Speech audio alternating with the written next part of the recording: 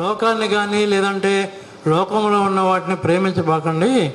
ఎవడైనా లోకమును ప్రేమిస్తే ఏమన్నాడు? తండ్రి ప్రేమ వానిలో ఉండదు అన్నాడు.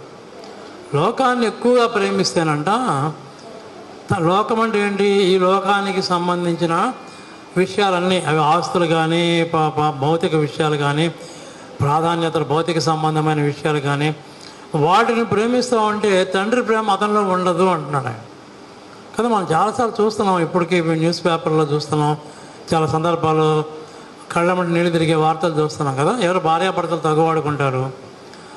ఒక 3 బిడ్డలను నిన్న మొన్న చూసాం మనం. వాళ్ళ నాన్న ఏం చేశాడు? ఒక పెద్ద నైలాన్ తాడు కొనుక్కొచ్చి ఆ బిడ్డ 5 సంవత్సరాలు 6 సంవత్సరాల పిల్లలు వాళ్ళు 3 నైలాన్ తాడు తీసుకొచ్చి ఉరి బిగించేసేసి చంపేసి అతను ఉరేసుకొని చచ్చిపోయాడు. ఇంకొక ఆమె ఏం చేసింది? భర్త మీద కోపంతోనే ఏమో 3 పిల్లల్ని తీసుకెళ్ళి ఆమె రైలు కింద పడి ఆ 3 పిల్లలు రైలు కింద పడేసింది. ఎందుకు ఇలా జరుగుతుందంటే కారణం ఇదే. దేవునికి వ్యతిరేకంగా ఉండి లోకాన్ని కానీ లోక ఆశలను కానీ ప్రేమించినట్లయితే తండ్రి ప్రేమ వానిలో ఉండదు అన్నాడు. భార్య మీద అనుమానంతో ఉండి ఆ కక్ష పెంచుకొని సాతాను బుర్రలోకి వెళ్ళిపోయి పిల్లల్ని చంపేస్తే భార్య ఇంకా బాగా దుఃఖపడుద్ది.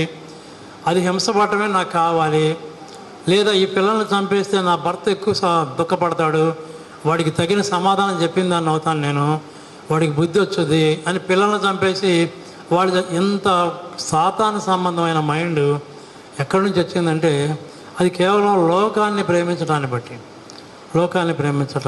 లోకంలో ఉన్న భౌతిక విషయాలకి ప్రాధాన్యత ఇవ్వడం బట్టి మనల్ని మనం చెక్ చేసుకోవాలి. మనం దేవుణ్ణి ప్రేమిస్తూ మరీ టూ మచ్గా మనం లోకాన్ని ప్రేమిస్తున్నామా, భౌతిక సంబంధమైన విషయాలు ప్రేమిస్తున్నామా, ఎంత పర్సెంటేజ్ ఉంది దేవుణ్ణి ప్రేమించే విషయంలో మనం అని ఆలోచించుకోవాలి. నిజంగానే లోకాన్ని కానీ లోకంలో ఉన్న వాటిని కానీ ప్రేమించబాకండి. ఎవడైనా లోకమును ప్రేమించిన తండ్రి ప్రేమ వానిలో ఉండదు.